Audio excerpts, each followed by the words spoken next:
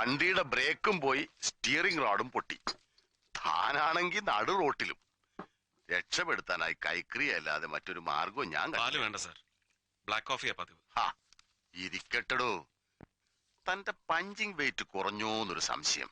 ഇടിക്കൊന്നും പഴയ ബലം പോരാ. അതോ സോപ്പിന്റെ വഴുവഴുപ്പിനെയും ബാക്കിയുണ്ടോ? അതുകൊണ്ടല്ല പണിക്കർ സാർ, സാറിന്റെ മാത്രം ഏജിംഗ് പ്രോസസ് ഡിസെൻഡിങ് ഓർഡറിലാണെന്ന് തോന്നുന്നു. ബ്ലോക്കിങ്ങിന് പഴയ അതേ പെർഫെക്ഷൻ. എന്ത് കാര്യം? ദാ കണ്ടില്ലേ, തോക്കിന്റെ തുരുമ്പ് തുടച്ചും കള്ളന്മാരെ പേടിച്ചോർക്കൊഴിയുന്ന കോന്തന്മാർക്ക് അലാറം ഉണ്ടാക്കി കൊടുത്തും പിഴച്ചു പോകുന്നു. കുടുംബം ഇല്ലാത്തതൊരു ഭാഗ്യം. ഒരു DGP ആയി സർവീസ് എക്സ്റ്റൻഷനും വാങ്ങി സാർ ഇവിടെ കലക്കുന്നുണ്ടാകുന്ന ഒരു ആശ്വാസമായിരുന്നു ബംഗാളിൽ നിന്ന് നാട് കടത്തപ്പെടുമ്പോ എനിക്കുണ്ടായിരുന്നത്. പെൻഷന്റെ കാര്യം പോലും കോടതി. ASP പോസ്റ്റിൽ ഒരു compulsory retirement. Criminal trials and modus ഓപ്പറാൻഡിയുടെ പോലീസ് അക്കാഡമിയിലെ സ്ഥിരം വിസിറ്റിംഗ് പ്രൊഫസറായ അങ്ങേക്ക് ഈ പതനം പാടില്ലാത്തതാണല്ലോ. നോർമൽ കോഴ്സിൽ അത് പാടില്ലാത്തതാണ്. പിന്നെ ഏജിംഗ് പ്രോസസ് താൻ പറഞ്ഞതുപോലെ ഡിസെൻഡിങ് ഓർഡറിലായതാവാം കുഴപ്പം. നമ്മുടെ പഴയ ഹോം മിനിസ്റ്ററുടെ ഒരു പഞ്ച് ഞാനൊന്ന് ബ്ലോക്ക്.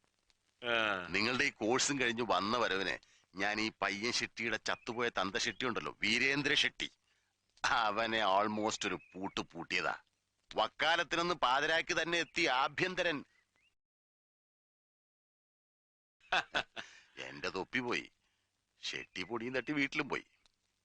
എടോ, ഈ നെഞ്ചാങ്കൂടിന്റെ നടുക്ക് ഇവിടെ തെക്കൻ കളരിപുറപ്രകാരം ത്രിശങ്ക് പുഷ്പം എന്ന് പറയുന്ന ഒരു മർമ്മസ്ഥാനമുണ്ട്. അവിടെ ഇരിപ്പതൊന്ന് കൊടുത്താൽ കിട്ടിയവൻ ഒരു മണ്ഡലം തേക്കിയാലെന്നാ പ്രമാണം. കൃത്യം 40ന്റെ അന്ന് ചങ്ക് പഴുത്ത് ഷെട്ടി കാഞ്ഞു.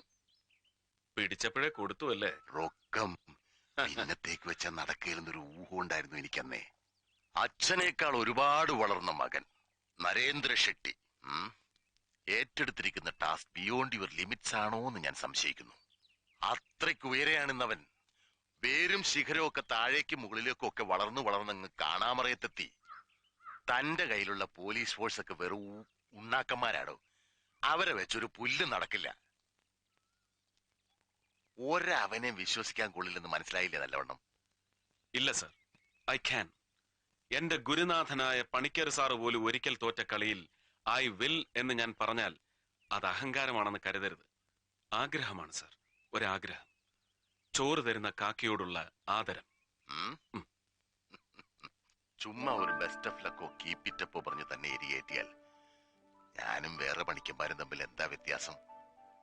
തനിക്ക് പറ്റിയ 2 കൂട്ടുകാരെ തരാം ഞാൻ. പോലീസുകാർ തന്നെ. ആദ്യം അവനെ തന്നെ പൊക്കണം. CI Gregory. കിറുക്കനാണെങ്കിലും ആള് നല്ലൊരു ഷാർപ്പ് ഷൂട്ടറാ. CI Gregory? അങ്ങനെ ഒരാളില്ലല്ലോ. സർവീസിലുണ്ട്, താനറിയില്ല. ഞാൻ അറിയാതെ എന്റെ കീഴിലൊരു സർക്കിൾ ഇൻസ്പെക്ടറോ? നോ.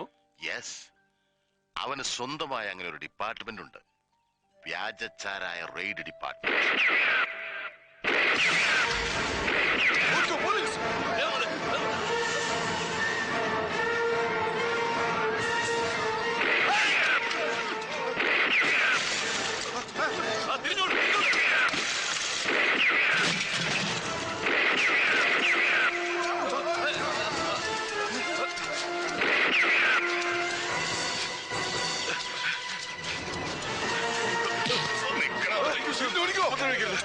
എടുക്കടാ.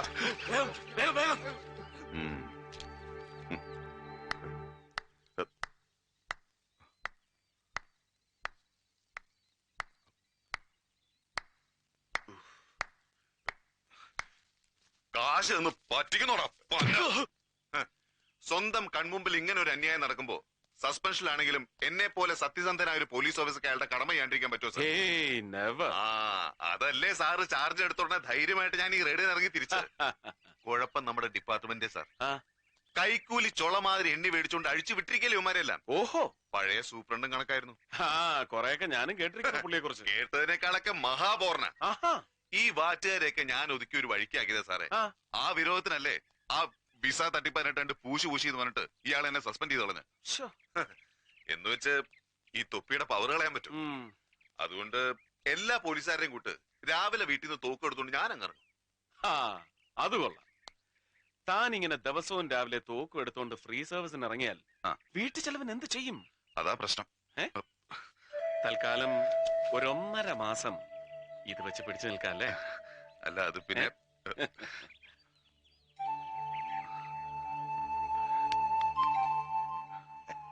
ഓ അപ്പൊ സാറിന്റെ കളിയായിരുന്നല്ലേ? ഇടിവെട്ടി നിൽക്കുന്നതിനെ പാമ്പിനെ വിട്ട് കടിപ്പിക്കുന്ന കാലൻ. നമ്മൾ ഇരിപ്പ് വശപ്പിച്ച് എന്നോട് ഈ പണി ചെയ്യേണ്ടായിരുന്നു. ഞാൻ നിനക്കിട്ട് എന്ത് ചെയ്തു എന്നാ നീ പറയുന്നേ?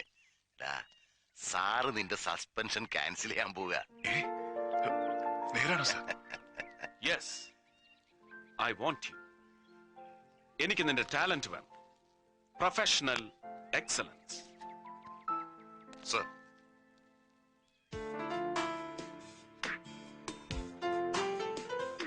എന്നിട്ട് സസ്പെൻഷൻ പിൻവലിപ്പിച്ചിട്ട് അയാളെങ്ങ് തിരിച്ചെടുത്തു. വെറും 10 രൂപ കൈക്കൂലി മേടിച്ച കോൺസ്റ്റബിളിനെ സസ്പെൻഡ് ചെയ്ത മുഹമ്മദ് സർക്കാരിന് ഇതെന്തു പറ്റി? ഈ പെരുങ്കള്ളനെ പിടിക്കാൻ പോകുമ്പോ അരക്കള്ളൻ കൂടെ ഉള്ളത് നല്ലതാ. തിയറി എന്റെ അല്ല, പണിക്കർ സാറിന്റെ. ശിഷ്യന് നല്ല ഉപദേശം കൊടുക്കുന്ന സാറ്. വെറുതെ അല്ല അങ്ങേര് പുറത്തായത്. അല്ല, ഞാനൊന്ന് ചോദിക്കട്ടെ? ചോദ്യം വരട്ടെ. സ്മാർട്ട് ഫെലോ, ഇവനാണ് ശരിയായ പ്രസ് ഫോട്ടോഗ്രാഫർ. അല്ല, എനിക്ക് അങ്ങോട്ട് അസൂയ സഹിക്കുന്നില്ല. എനിക്ക് കഴിഞ്ഞില്ലല്ലോ ഇതുപോലൊന്ന്. എന്താണ്? Did you ever notice this? What? എന്താ ഇതിനെത്ര പ്രത്യേകത? Challenge. Find out. Break the suspense. Oh! Look, ദാ ഇതില് ബ്ലഡ് സ്പോട്ട് ഇതുവരെ മാത്രം. But here it's spread all over the forehead and then it's coming right across the bridge, flowing down, down, down. ഓ, ഒരാനക്കാരി. വെടികൊണ്ടാ ചോര വരും, സ്വാഭാവികം. പക്ഷെ വെടിയേറ്റ ഓൺ ദ സ്പോട്ടിൽ in the very next മൊമെന്റിൽ ഇങ്ങനെ ഒരു ഫോട്ടോഗ്രാഫ് എടുക്കാൻ ഒരു ജേർണലിസ്റ്റിനും ഭാഗ്യം ഉണ്ടാവില്ല.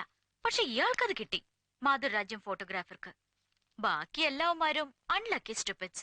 സംഭവം കഴിഞ്ഞ് 2-3 മണിക്കൂർ കഴിഞ്ഞെടുത്ത പടങ്ങൾ എല്ലാം ഒരേപോലെ. ഞാൻ പണ്ട് ഡൽഹി റൈറ്റ് കവർ ചെയ്ത പോലെ. മാതൃരാജ്യം ഫോട്ടോഗ്രാഫർ മർഡർ നടന്നപ്പോ തന്നെ ഓൺ ദ സ്പോട്ടിൽ ഉണ്ടായിരുന്നിരിക്കണം അല്ലേ? എന്നാലല്ലേ ഇത്തരം ഒരു ഫോട്ടോഗ്രാഫ് എടുക്കാൻ പറ്റൂ.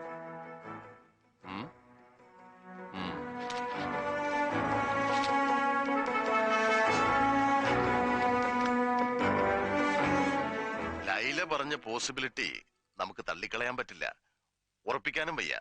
കാരണം അന്ന് മഴയുണ്ടായിരുന്നല്ലോ. മഴ നനഞ്ഞതാണോ അതോ ഒറിജിനൽ ബ്ലഡ് ആണോ എന്നറിയാൻ ഈ ഫോട്ടോഗ്രാഫിന്റെ നെഗറ്റീവിന്റെ ബ്ലഡ് സ്റ്റെയിൻ ഇന്റൻസിറ്റി ചെക്ക് ചെയ്യണം. ഈസി. പത്രോഫീസ് റെയ്ഡ് ചെയ്ത് നെഗറ്റീവ്സ് പൊക്കുക. നോ, യഥാർത്ഥ കുറ്റവാളിക്ക് രക്ഷപ്പെടാൻ അപ്പൊ പഴുതായില്ലേ? സർ, ഇതേ ഫോട്ടോഗ്രാഫ്സ് വെച്ച് ബ്ലഡ് സ്റ്റെയിൻ ഇന്റൻസിറ്റി കമ്പ്യൂട്ടറിൽ ചെക്ക് ചെയ്താലോ? എനി റിലയബിൾ കമ്പ്യൂട്ടർ എഞ്ചിനീയർ ഉണ്ടോ? Yes, here comes your third മാൻ, ഗുരുമൂർത്തി. അയ്യേ, ആ ട്രാഫിക് സിഐ ഗുരുമൂർത്തിയോ? നമുക്ക് എന്തിനാ സാറേ കുഴിമടിയനെ?